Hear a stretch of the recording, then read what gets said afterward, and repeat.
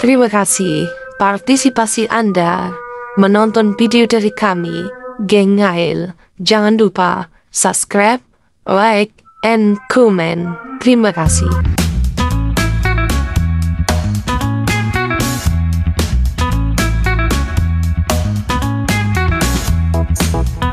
Assalamualaikum warahmatullahi wabarakatuh. Allah, siapa bawa kat ni? Kita lepas lalu ikan malam ni dah. Macam kita janji tu setang, tapi kita lepas 3 tempat dah. Kita lepas 3 tempat dah.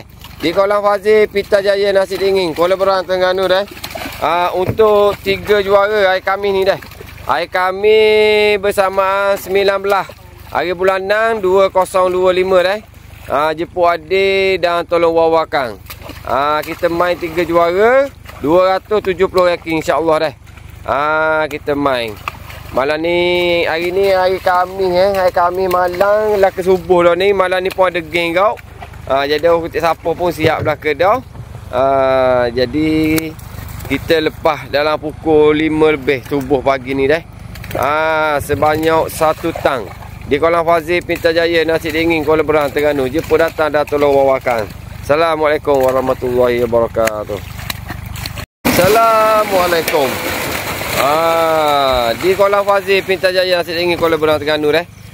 Ni untuk kolam 5 ngenai. Awak tadi kolam tengah, kayak gini kita lepas kolam 1 dengan 2 pula dah. Untuk 3 juara dah. Hari Khamis ni 19 hari bulan dah. 19 hari bulan 6 2025 dah. Jeput adik. Kita main 270 ranking insya-Allah. Kita lepas ikan lalu dah. Malam ni ada geng, habis geng sudah hutik siapa lebih kurang ikan siapa. Ni lebih kurang dalam pukul 5 lebih pagi dah ni, kat kunah pagi dah ni dah. Kita lepas ikan sebanyak 1 tang. Kita bagi 3 dah.